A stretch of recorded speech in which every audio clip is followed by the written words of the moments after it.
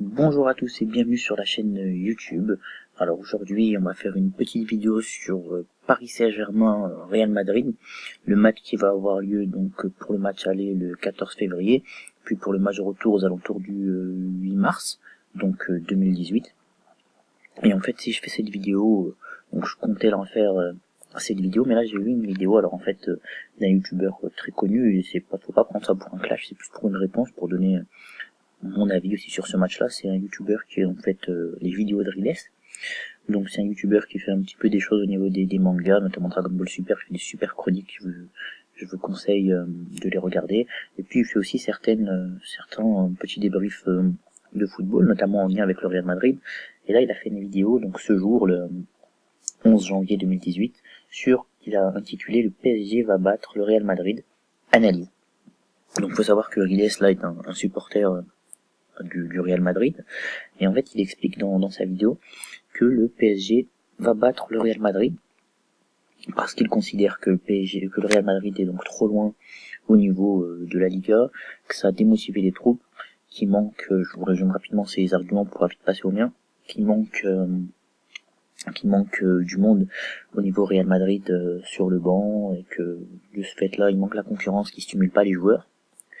Il explique également que c'est la fin d'un cycle pour le Real Madrid qui a beaucoup gagné, et que pour lui il a peur que ça soit que le Real Madrid prenne une réelle danse, prenne une vraie tarte en fait dans la gueule face à ce PSG.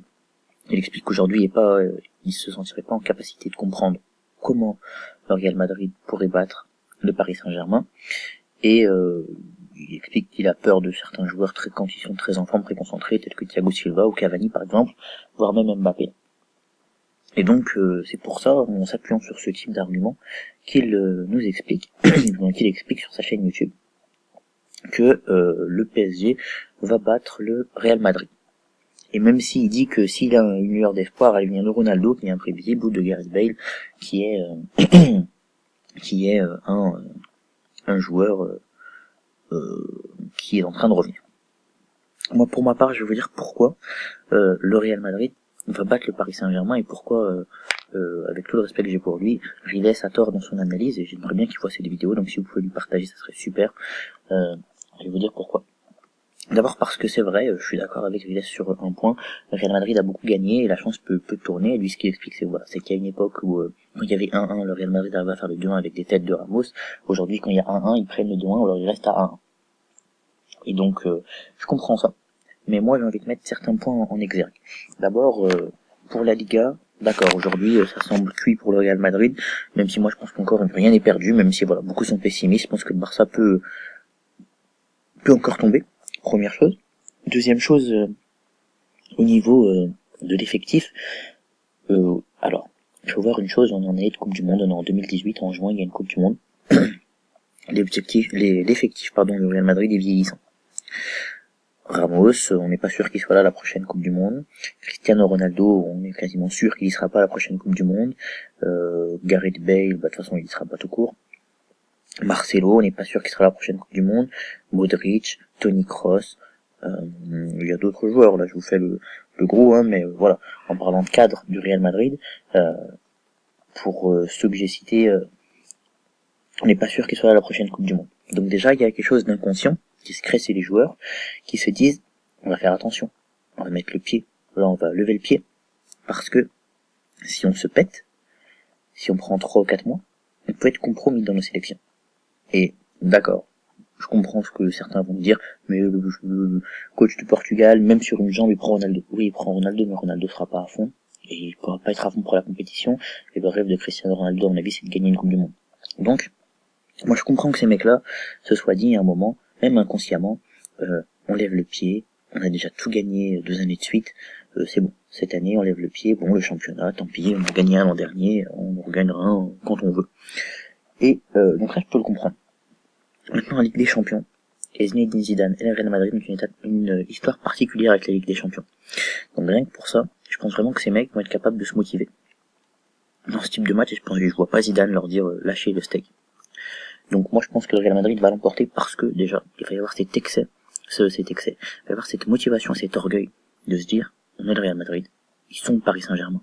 Aujourd'hui, des clubs comme le Real Madrid, qui sont les grands clubs européens qui sont depuis longtemps, sont gênés un peu par des clubs comme Paris Saint-Germain, un peu comme le Bayern peut l'être, parce qu'ils estiment que voilà, ils bousculent un petit peu l'ordre établi, pardon. Donc je pense que quelqu'un comme Florentino Pérez, quand il y a un match comme ça, il va voir ses joueurs, il va voir son entraîneur, et il leur dit écoutez, c'est des gens qui, Paris, parce qu'il est considéré comme ça par beaucoup de dirigeants européens, c'est des gens qui sont des troubles faits, et qui en fait veulent déséquilibrer l'ordre du football, sachant que nous on est des grands clubs, veulent prendre notre place, ils ne la prendront pas. Donc il y a aussi cet aspect-là. On l'a vu notamment face au Bayern Munich où le président Rummenigge avait eu certaines déclarations à l'encontre du Paris Saint-Germain et de ses techniques agressives pour récupérer certains joueurs. Autre chose aussi, il faut bien se dire un truc, c'est que le 14 février, ça sera les 1 an du match aller entre Paris et Barcelone. Et au match de retour, ça sera les 1 an du match de retour entre Paris et Barcelone. Le 4-0 et le 6-1. On peut dire ce qu'on veut. C'est quelque chose qui laisse des traces. Quelque chose qui laisse des traces, et ces mecs, quand ils vont rentrer sur le terrain, les 2 matchs de 8e de finale, ils vont repenser à ce match-là. Ils vont repenser à cette soirée magique et à cette soirée cauchemardesque qu'ils ont vécue, une à Paris et l'autre en Espagne. Et ils vont se dire, l'année dernière ça s'est bien passé, mais comment ça va se passer cette année? Ils auront pas le Barça, ils auront le Real en face. Mais c'est du pari au même, on est tous d'accord. Ils auront pas Messi, ils auront Ronaldo. C'est pareil. Mais déjà ces mecs vont repenser à ça, et donc aujourd'hui déjà, je pense que les joueurs du Paris Saint-Germain vont entrer très vite dans l'étape psychologique de jouer le match dans leur tête. Ce qu'un joueur du Real Madrid ne fait pas. Un joueur du Real Madrid ne se joue pas le match dans sa tête. Il a trop de choses à penser, et ils ont trop d'expérience, ils vivent le match, les joueurs du Real Madrid. Un joueur du Paris Saint-Germain, pour la plupart d'entre eux, font le match dans leur tête. On peut s'en rappeler, on sait une chose aussi, c'est que sur ce Paris Saint-Germain, d'accord, il s'est beaucoup renforcé. Il s'est renforcé avec Mbappé, avec Neymar, c'est de grands joueurs qui ont payé très cher. Mais ce Paris Saint-Germain, il a encore les mêmes leaders que sont par exemple Thiago Silva. Et on sait, de sources sûres, qu'un joueur comme Thiago Silva a déjoué le soir du 6-1. Parce qu'il a dit, alors qu'il menait 4-0 à ses camarades, reculez, reculez, reculez, parce qu'ils ont peur. Et ça joue dans l'état psychologique d'une équipe. Ce genre de souvenir, c'est un stigmate incessant. Ils ont pris une claque que l'histoire du football va retenir à vie. Et ça, faut s'en rappeler. Et donc, c'est un stigmate, oui, c'est ça, qui reste dans cette équipe. Et donc, ils vont faire qu'y penser. Quoi qu'on me dise, ils vont y penser. Quand ils vont entrer à Paris pour le match aller, ils vont y penser. Quand ils vont rentrer au Bernabéu, match retour, ils vont y penser. Donc, rien que pour ça, il suffit que le Real leur rentre dans la gueule au début du match. Je peux vous dire que là, déjà, il y a un déséquilibre qui se crée. Tout Thiago Silva, Marquinhos et autres que vous avez. Ensuite, autre chose, c'est que, d'accord, la défense centrale est pas mal. Bien qu'on vient de prouver à l'instant que Thiago Silva est psychologiquement un petit peu fragile. On l'a vu en 2014, on l'a vu en 2017, et on l'a peut-être vu même à d'autres moments. Mais voilà, c'est des moments marquants. Ensuite, on regarde de l'autre côté, latéral gauche, Berchich ou Kurzawa. C'est pas niveau européen. Je suis désolé de vous le dire comme ça, mais c'est pas niveau européen. Dani Alves, c'est très fort, mais c'est vieux. Si vous mettez un Asensio sur le côté, il le bouffe sur les 2 matchs. Je suis désolé de le dire comme ça, pareil, ou un Gareth Bale en forme, il le bouffe. Donc ça, faut y penser aussi. C'est que Paris n'est pas si fiable que ça. Il y a un milieu de terrain qui est bon, mais bon, voilà, au milieu de terrain, on nous dit que Verratti est très fort, mais Verratti, on l'a vu, au moment où il a fait le match de qualification face à la Suède pour le barrage de la Coupe du Monde, il n'y avait plus de Verratti. Le mec était blanc comme un linge, il jouait plus au football, il savait plus où il habitait. Parce que c'est pas des joueurs qui sont faits pour appliquer la pression. Oui, on les voit face à Rennes, face à Amiens, et bon, ils sont sortis d'un groupe de pipes, hein, on peut se dire comme ça, ils sont sortis d'un groupe de pipes en Ligue des Champions, Paris Saint-Germain, et ils ont eu, d'accord, des résultats offensifs à la hauteur de leur équipe, j'ai envie de dire. Mais rien d'extraordinaire, je veux dire. Ils n'ont pas affronté des défenses de fou. Ils ont fait un match face au Bayern, ils s'en sont bien sortis. Ils ont pris un deuxième, ils ont pris une claque. Et il aurait pu avoir bien plus de buts qu'il y a eu sur le score, quoi. Le Bayern les a dominés de la tête et des épaules. Et c'était un petit Bayern. Devons-nous rappeler qu'à ce moment-là, le Bayern, juste avant ou juste après, a subi un licenciement d'entraîneur. Donc, c'était un petit Bayern qui a marché sur Paris, qui avait déjà ses Neymar, tout ça. Même si c'était pas un Paris qui était à son maximum, mais c'était pas un Bayern non plus à son maximum, et pourtant Bayern a un petit peu forcé pour leur marcher dessus. Donc, moi je dis, Paris Saint-Germain, c'est pas prêt encore pour moi pour les gros matchs. Et le Real Madrid, au contraire, ils sont prêts pour ces gros matchs. Ces mecs sont prêts pour ça. Un mec comme Zidane, il vous regarde dans les yeux et vous dit, les gars, aujourd'hui on est à Paris, on est en France, on est dans mon pays, je veux qu'on gagne, je veux montrer aux journalistes français que je suis capable de gagner, qui motive ses joueurs. Un Benzema qui rentre sur la pelouse du Parc des Princes, qui se dit, voilà, on m'a volé des années en équipe de France, aujourd'hui je suis en France, je vais montrer ce que je peux faire ce soir. Un Cristiano Ronaldo qui revient jouer en France, et qui se dit, ici j'ai gagné l'Euro, ici en France, je vais leur montrer que je mérite, que c'est pas sur un désert qu'on a volé l'Euro.